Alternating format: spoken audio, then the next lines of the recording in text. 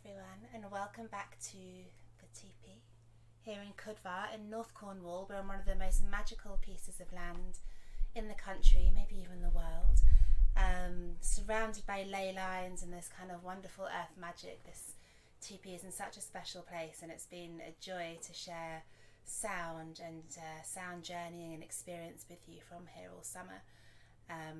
And I'm really excited to keep letting you know, and this will be in my newsletter for those of you who subscribe, that we're going to keep the teepee up till the end of October. In light of the latest guidelines from the government, we're going to keep the focus on smaller one-to-one and pair sessions, and start thinking about some kind of retreat style half-dayers, which will start off here and then I'll move to indoor, more kind of secure locations for winter. But yeah, this space has really held us beautifully, and I'm so proud to be able to say that this was a crowd-funded space from the community for the community, and that we can still carry on using it in this glorious late summer light that we have today. So the new moon in Virgo, it is the 17th of September. Virgo is this wonderful kind of earthy energy. Of all the earth signs, the Virgo energy is perhaps the most sensitive. Anyone that has many Virgos in their life, and I in fact have my sister and one of my best friends on the 16th and my dad on the 18th, so I feel very kind of connected to this particular time of the year. Anyone that has a lot of Virgo energy in their chart, or in the chart of the person they love, or indeed amongst their friendship group, will know that Virgo energy can be very much about attention to detail, lots of kind of focus on the micro, definitely a little bit of stress and worry around that level of kind of that level of detail and perfection that Virgoan energy is renowned for. And we have a little bit of that coming through, but actually for me the part of this season that feels most prevalent this year is just that earthiness, that kind of reconnecting and kind of stable, secure quality, because we have been in this very, very long water season. I've been describing it for the last few weeks in sessions as that kind of feeling when you overwater your houseplants and you get that kind of like dredgy, wet heaviness at the bottom of the pot, and you realise you've done a bad thing. It's been like that, you know, it's been wet but so very heavy. And I think the double Cancer moon that we had really kind of overwhelmed the summer quite a lot. Fire season was very short. The harvest season has started, but you know, seems like it's only just underway, and we have had not great weather, which I think psychologically, especially in the UK where we are obsessed with weather, of course, does make us feel a little bit less summery and a little bit less alive and on fire and ignited.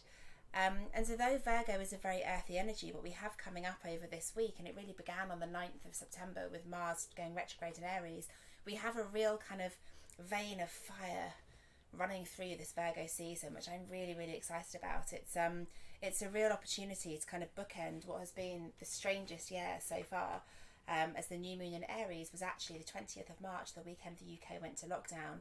And the full moon in Aries, the completion of that cycle, is going to fall on October the 1st in a couple of weeks' time.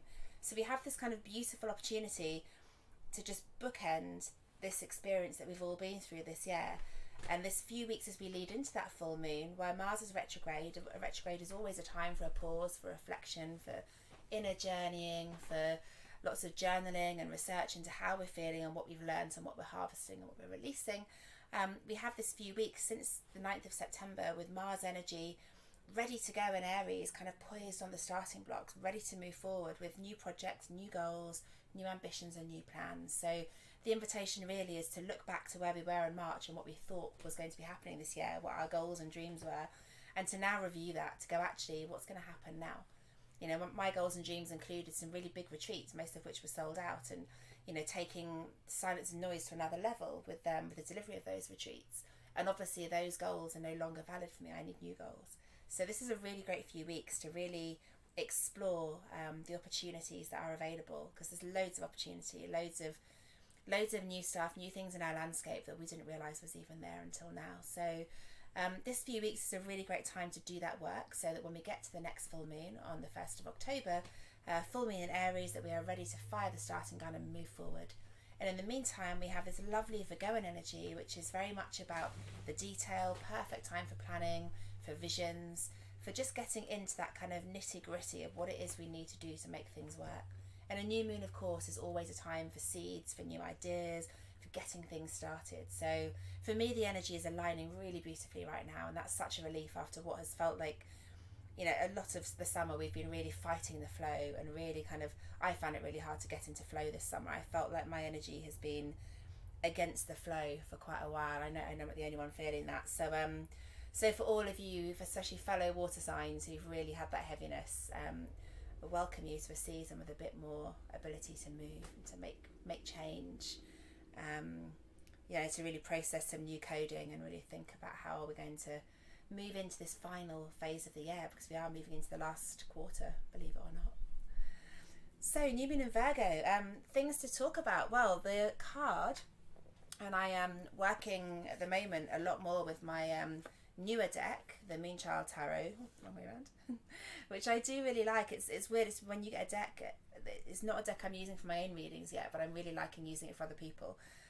It's really, really beautiful, maybe because the cards are so enormously heavy and not that easy to shuffle, but it's a gorgeous deck, and I encourage you to seek out Moonchild Tarot on Instagram if you'd like to learn more about Danielle's work. But the card that we work with traditionally for Virgoan energy is the Hermit, and the Hermit from the Major Arcana is represented in the lovely Moonchild Tarot in this way, which I'm trying to show you. And I realise as I do this, I've set my camera up in a slightly awkward way today, so you're not going to see things as close up as I might like. So I'll be sure to take you some pictures so you can see on Instagram. So the Hermit is represented, and she's a bit damp for some reason, with this kind of beautiful cave and beautiful horizon seen at the back of the cave, and our figure, our soul, us, is walking through the cave towards this kind of distant sunny horizon, almost like a desert landscape. Deserts and caves are things I love very much. I've just been to some amazing caves in Wales and got some beautiful crystals there, and deserts is certainly where my heart lives. So I really love this card. And really the Hermit is a card of kind of solitude, but it's also a card of meditation, of really taking time to look into the detail, to really go on your inner journey. And it's a really interesting card right now, because I tend not to think this is as Virgoan as perhaps the traditional tarot readers might, but I think at the moment, with the current prevailing energy we're in, it's absolutely perfect, because we're really invited to do that inner work at the moment, to finally release ourselves from this kind of long, challenging summer and season, and actually start to look at the new horizon and the new goal and the new vision. So this Hermit card is very much about envisaging new horizons, new ideas, getting the seeds in place so we can start to move towards them. So if you do like to work with tarot, this is a perfect card for the season. I encourage you to pull your Virgo cards, and I always like in ritual to work with a card that is emblematic of the season, and then to pull a second card which is kind of my gut feeling for the session. So I'm going to do that in a moment. I already shuffled these, I'm not being completely lazy, but I will take a moment to just add a few extra shuffles in. And as always, with any kind of ritual, when you're shuffling, you really want to just be thinking about your intuition, be thinking about questions you're asking, what feels important to you now, and trying to bring your awareness into an intention, into a clearly focused question or mantra or affirmation that you can seed your work today into. So I always like to kind of do a deck shuffle, a flip shuffle, divide by 3, and then if I'm just doing a card in this way for a session, I really like to ask one question of myself. What number next? 3 is what's come into my head. So 1, 2, and 3 is the card I'm going to work with in tandem with the Hermit for today's session. And that's so interesting, because the card I've picked is the Queen of Pentacles. Pentacles being our earthly suit, all about the idea of abundance. I can see loops in my hair on the screen.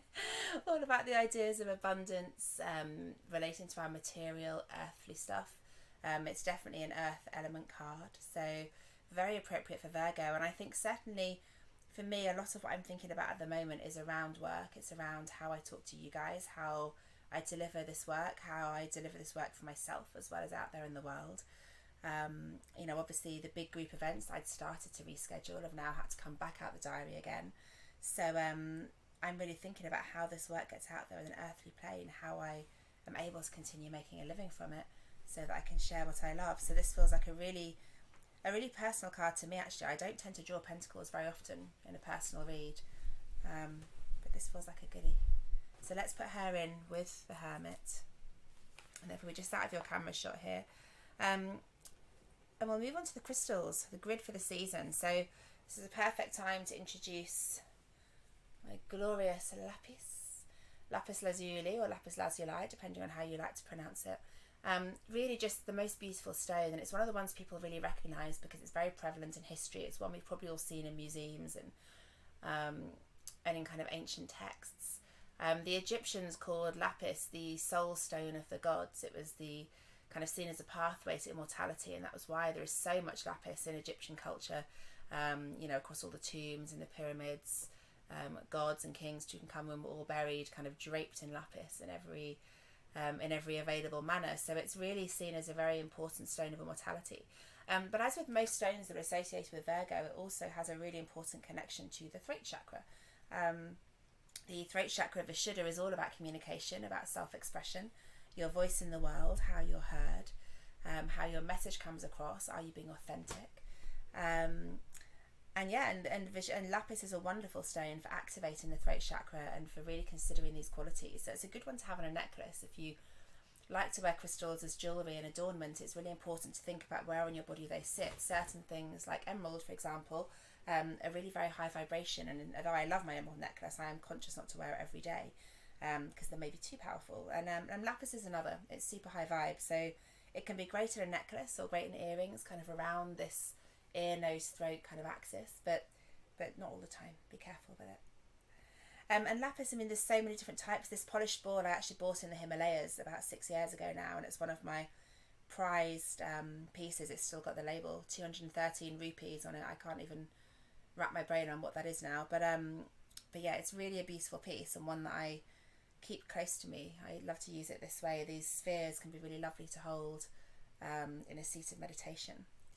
So he's going to be alongside our grid today, not necessarily fully a part of it, because we have so many other things to put on the grid today.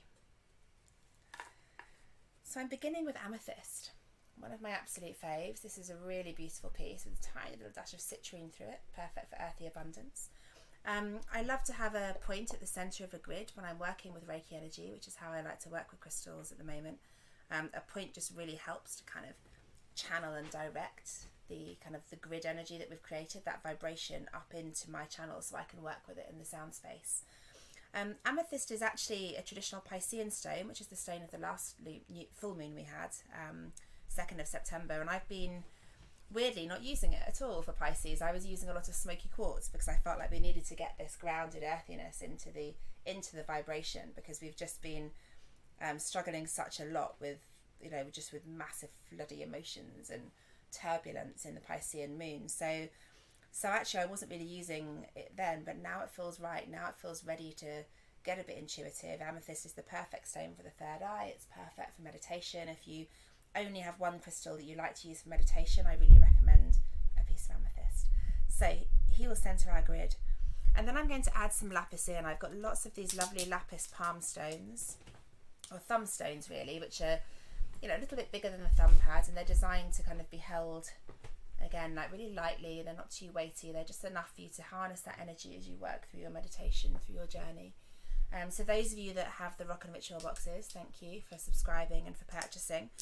You will have your card, which you can follow along to find out more about these crystals. Those of you that don't have them, if you do purchase anything from Rock and Ritual during Virgo season, you get one of these cards, which is your kind of guide for the season.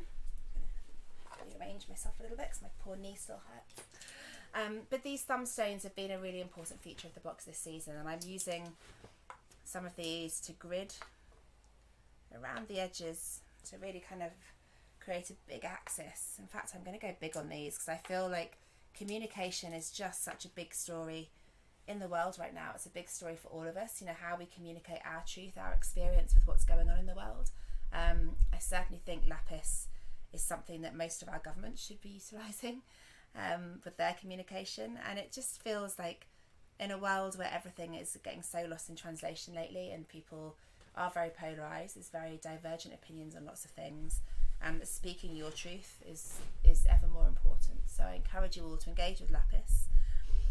The second stone, and again I refer you to your cards if you're using them, that I'm working with today is chrysocolla, which is a really, really beautiful tranquil stone. I'm trying to show you some of them here. It's a lovely kind of greeny, bluey turquoise with a few little bits of red, a few little bits of browny black through it. Often it's seen with malachite. I think that's got a little malachite inclusion. And it's a really tranquil stone. It's a really great stone for anxiety, for worry, if you're feeling especially kind of stressy or nervous, if you get those feelings here where your anxiety is just sat in the higher heart. So chrysocolla is a wonderful, wonderful stone for really balancing and diluting and transmuting some of that stress. So it's one that I think is really a wonderful stone for Virgo, which can really carry a lot of that energy. And I feel like we definitely need as much sort of, not tranquilizer, if anything it's the opposite. We want to kind of get ourselves fired up again now. But it's really nice to be able to do that in a way that isn't creating anxiety and tension, because I know, like lots of people, I'm really aware of how much has been lost or missed or had to let go of during this time, and there's a tendency to cling with anxiety to getting it all back again, which we don't want. Speaking of fire, I'm adding carnelian, just these little carnelian chips. Virgo is not a fiery energy, it's not a fiery sign, it's not a fiery season. However, we have got this amazing Mars in Aries retrograde, which is a once in a 30 years event. And we have got the full moon in Aries coming up. So the energy is shifting from earth to fire after this week. And I feel intuitively very strongly that this is a fire season. This is the fire season we missed in the summer. Even the weather, you can see the glorious sun coming into the teepee today, is indicating to me that we are in a season of action, of doing, or at least thinking about acting and doing. Preparing. So I'm adding carnelian to my grid to help bring that fire energy in. One of the other stones I've been working with loads for Virgo season is the stabilizing green moss agate, which is one of my favorites. It's, you probably can't see it amazingly well, it's this beautiful kind of foresty green shade, and it's kind of the color of all my silence and noise branding. Maybe that's why I love it so much. But it's a very stabilising stone, and that's again really helpful at a time where we're still navigating a lot of change, a lot of fear, a lot of the unknown. And that green moss agate's really kind of reassuring to that naturally worrying energy that can come up with that Virgo kind of micro attention to detail. One of the last things I'm going to place on here is lepidolite, which I feel like if you follow my sessions you'll have seen a lot this summer. Lepidolite is a crystal I didn't really use till last year, and now it's become really fundamental for me. It's a processing stone, a stone of transition and transformation, and it's really all about getting rid of grief, overcoming that which holds us back, old baggage, old stories, old limiting beliefs. So this is a really good crystal to use if you're working with grief or loss of any sort. And it's also really good for just really shifting old stuff that really needs to be released now. Maybe if you're having trouble letting go of a particular story or theme in your life, a little slice of lepidolite could be a really helpful tool. So there is our little grid. I always pop a little bit of selenite on for these sessions. I think selenite is just such a great tool for astral travel. She is really about the power of the moon, and I think her energy is always welcome when we're working specifically into the lunar vibration as we are today. So in fact, let's have her going outwards, I think. And I'm gridding today on Metatron's Cube, which I think you'll recognise. I'm using this nearly all the time at the moment. I haven't really touched my other grids for quite a while. Metatron's Cube is a really protective grid, and again there's a degree of just needing a bit of reassurance in a Virgo energy.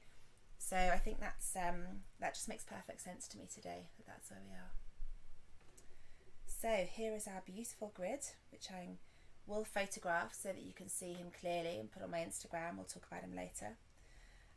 For those of you who work with Rock and Ritual, you will also this season this month have received a beautiful little oil burner, which I love very much. My dear friend Rob makes these for us and does a beautiful job. And the throat area and that kind of respiratory area, the top part of the lungs, is what Virgo traditionally rules. Every zodiac has a connection to a physical part of the body. And yet the energy, which is around Virgo, is all about this kind of throat and tonsils and kind of speaking and up here. So I've been using a couple of different oil blends actually. One which is very respiratory, which is kind of peppermint and eucalyptus and lavender. Lavender in general is really good for this time of year, calming, tranquil. Same for chamomile. Got a little friend. And the one I've actually been using most of all, which I'm using as a roll-on, is as well as diffusing in my delightful little oil burner, is actually really quite heady and intense. It's a frankincense, sandalwood and yang, and it's all about kind of lifting out of those kind of over-focused, detailed, kind of very pragmatic energies and lifting up a little bit into the higher chakras and into the higher energy system. Virgo is, although very sensitive, somewhere between the earth and water chakras. I always find a mixture of rooty, stable, pragmatic, loyal, and then like a little bit of sensitivity, a little bit of delicacy, a little bit of vulnerability. Not a whole lot of stuff going up here, and that's one of the reasons I've gridded with amethyst at the centre, to really invite some intuitive energy in. It does feel very important right now to be working, to have the kind of the calmness of the Virgo energy, but the ability to get up here to really use it for good. So the roll-on I have at the moment is this lovely frankincense, yang and sandalwood, and there's a bit of melissa in there and also a dash of thyme, and those are really great again for that like anxious kind of tranquilizing calm. So scent is really wonderful for sound. For me, the two sit hand in hand. Those of you that have had in-person sessions with me know that creating scent and working with scent is hugely important.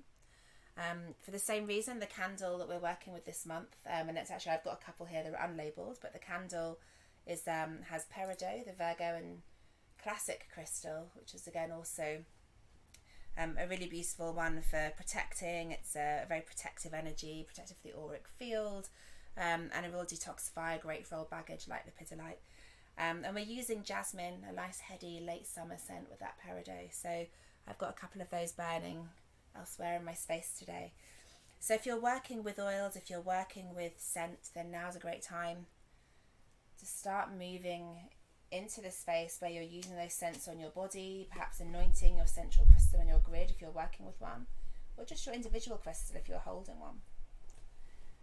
I'm not going to spend too much time cleansing because all my crystals were already cleansed before we began. At the moment I'm really liking to cleanse using that huge quartz geode I mentioned that I found in Wales, by placing my smaller crystals onto that big piece, and then I recharge and cleanse using the white sage, which I acquire from a farm in Southern California where it's native. You are welcome to use the sage for cleansing and programming, or the crystals, or you could place your crystals in the bath. The only one to avoid that with is selenite, because it can get a bit fibrous and can sort of fall apart slightly. So even though these are already clean, it's really nice just to kind of unify the grid that we've created with a bit of sage, and to really be calling in your mantra, your affirmation, or your intention at this time. Okay. And of course I'm also clearing my own space, my own biofield, the one you see on thermal imaging. And I've already worked extensively around all my bowls and gongs to ensure that they're operating from their clearest capacity. It's also worth mentioning I've got this beautiful piece of green aventurine here, which is something I'm using a lot at the moment, stone of transformation, and I just feel like this whole year is one giant transformation, and I'm feeling that this is a really great companion throughout. So he's sat here along with my cards and my lapis and my grid. I'm also working so much more at the moment with tuning forks. I think where I'm doing a lot more one-to-one sessions right now and a lot more small groups as opposed to big groups I'm used to, it's really allowed me space to work more on a personal basis with these forks. And they really are, I mean, they're the medicine of the future as far as I'm concerned, but they are incredibly powerful and diagnostic and clearing. Again, those of you that have Rock and Ritual subscriptions and boxes will have one of these in your box, and all you need to do to operate it, as it says in the notes, is to strike in the top third of the actual fork itself. You can do it on your kneecap, which is fine if you're not doing it too often. You don't want to crack your kneecap, or just any kind of rubber activator. I mean, a ping pong ball, just something rubber, so that you can find in the pound shop. And remembering, as with most sound therapy, you're not really hearing the sound so much as feeling it. And just wafting the fork around the crown chakra, around the auric field of the head, offers you a real opportunity for cleansing, for balancing, for bringing harmony into the energy space. And I think this is a great practice before we get into the bigger sounds. So if you have a tuning fork, please do grab it and spend a moment tuning up, tuning in. If you don't have one, I encourage you to look into it. And if you have questions on where to acquire a tuning fork, just let me know. Tuning forks are also great ways to clear crystals, so the vibration from the fork is really supportive of clearing and balancing our grid. And even though traditionally the forks you would use on the body are the ones that have a weight on the end, like this one, if you're using it for yourself, you could still use one of these into your third eye. Even though you're not going to get the same vibration that you get with the weighted forks, it's still about sending what vibration is available that's intangible to our hearing into the body, into the energy field. So we'll move all my cards out of the way and we'll move into some sound together. Really taking a few moments to connect the breath, to connect with our intention. This is a new moon, so the intentions that we are most invited to work with on a new moon are really around seeding, around startings, beginnings, new ideas, moving things forward. But of course your intention is yours, your journey is always yours. You can do, think or plan for whatever you like. But I would draw your attention to the particular focus on the throat chakra, to communication. Maybe having a look at where communication in your life is really working and where it needs some attention. And also to this idea of reviewing goals, ambitions, targets, your vision for your life, your future, particularly in the context of career and work. These are all aspects that I feel are really supported by the current astrological and kind of cosmic layout and the prevailing energy. So do have in mind that full moon on October the 1st is a really big starting gun on a new season, on a new start. So this few weeks as we lead in is the ideal time to do the planning and to harness that Virgoan energy for all the detail, all the little stuff. So as we gently, perhaps if we are working with our oils, using the oils to help our inhales deepen. This is one of the things I like about them the most. As soon as you're inhaling a scent, you're automatically deepening your breath. The nervous system simply tells you to. Taking a few moments to let your breath even and calm and deepen and drop.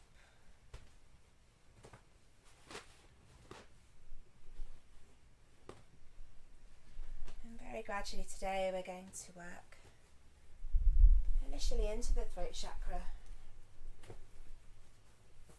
I'm going to move over to the crystal bowls. To begin our sound session, you'll have to excuse me crawling around on my knees and probably ducking slightly out of shot for the bowls. It's quite hard in here to get the camera as wide as I would like, but it's really more important that you feel the sound and hear the sound within your subconscious.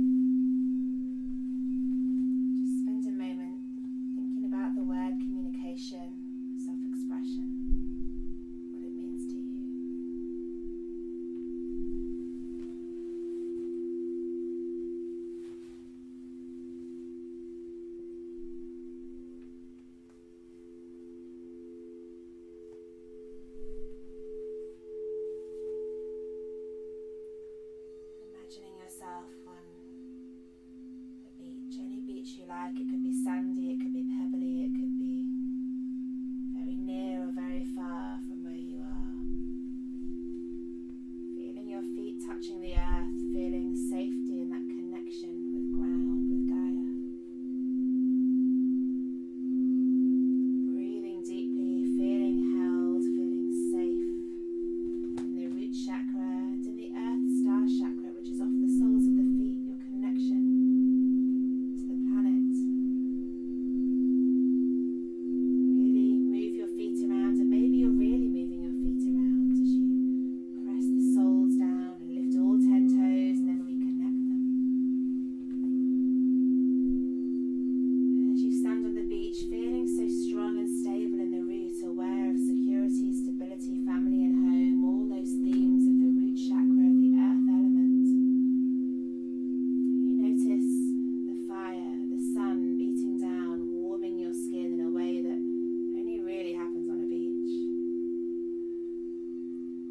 that warmth, that heat, that power, that sense of abundance, of courage, of confidence, of bravery.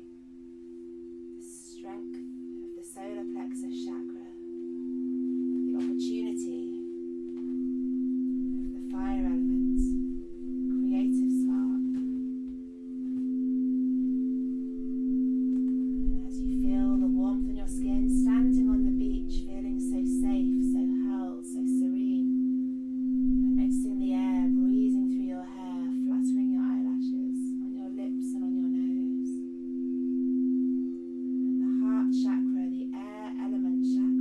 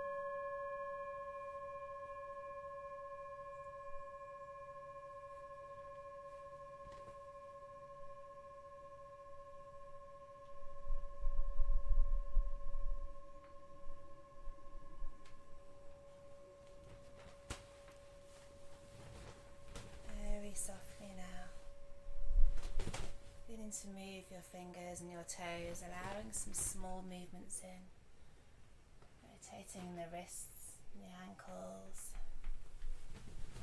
drawing the head side to side, creating some soft rolling motion, very gentle at first, and taking a few deeper breaths into your lungs if you're working with oils, if you found using something for the throat or the respiratory system, or to empower and intensify the higher chakras, really supportive, then now's a really beautiful time to start taking some nice deep breaths, bringing that scent into the body, enlivening the lungs once again.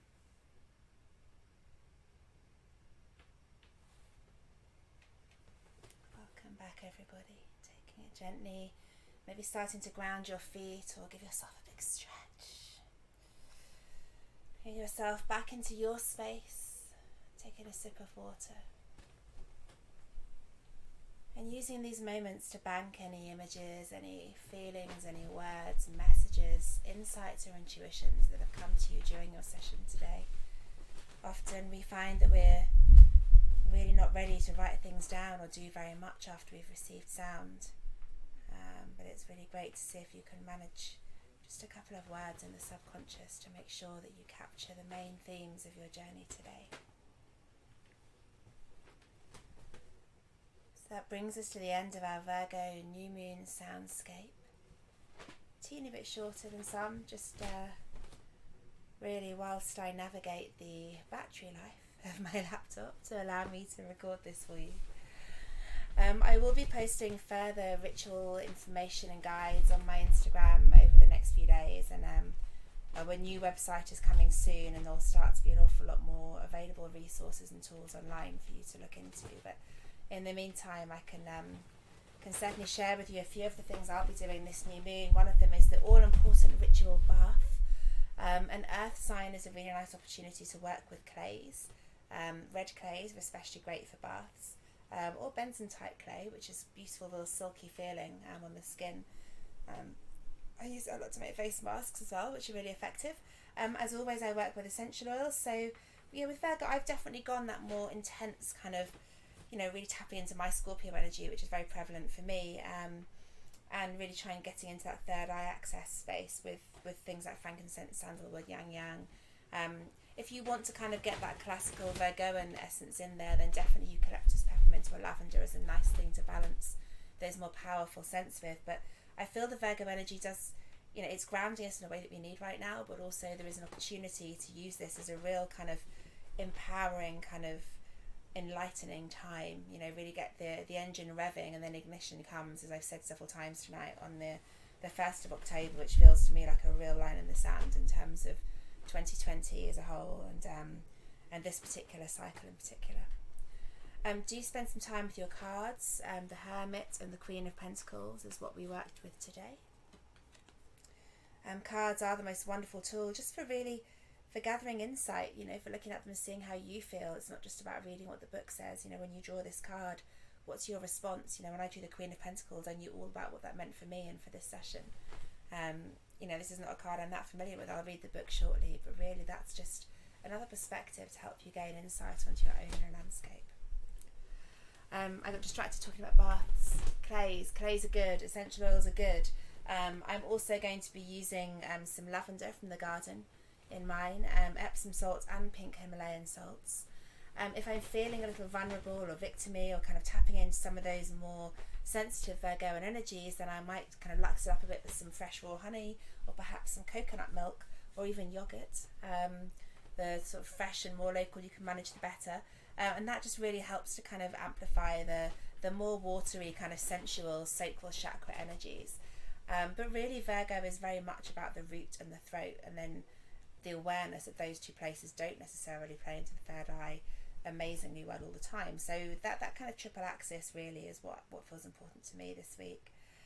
I hope you guys have really enjoyed your session today. I hope you have gained and garnered plenty of self-awareness of your own inner landscape from it. That's really the work we're trying to do here, is get into our intuition to create harmony between left and right, between the sides of our brain and our being which fire so differently, and in our culture and society they are so encouraged to fire on our yang kind of masculine energy rather than on that beautiful kind of intuitive, instinctive female energy. So Virgo does have a lot of masculine, but that doesn't mean we can't really get some great direction out of this particular lunar cycle. So I hope it plays out beautifully for you and yours. If you have any questions, please feel free to drop them into the chat, drop them into an email to me. All my contact details are in the notes for this video.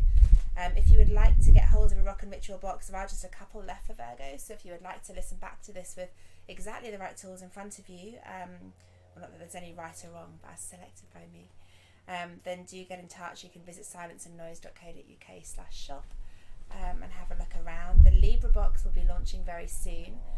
We're kind of getting back on track with getting them a bit earlier in the month. Now we're over that double moon in the summer, so if you are interested in, or indeed a Libra sun, moon or rising, then you may be interested to start seeing what we're offering you next month. And yeah, I think that pretty much wraps it up. If anyone is interested in one-to-one sessions, either online or at the TP sessions carry on for another 6 or 7 weeks to the end of October. One-to-ones online take the same format. We create a grid, really harnessing both the prevailing energy, the specific cosmic energy of the day, and then also the energy that you're bringing in personally, both in terms of your natal chart and your intention. We work together to cleanse, to harmonise the biofield with a lot more work using the glorious forks. We work through a full sound bath, again tailored to you. There may be certain aspects that we didn't feature tonight that will be in your session.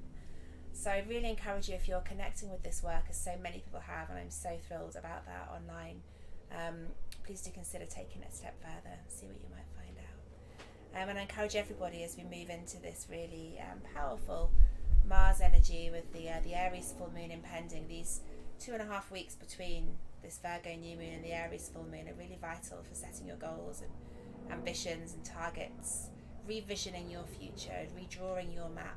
So get a blank piece of paper and get scribbling and have fun. Thank you so much for joining me as always. Please be part of the community, don't be a stranger, let me know your experiences, ask your questions and share them with each other. Have a beautiful new moon. Namaste.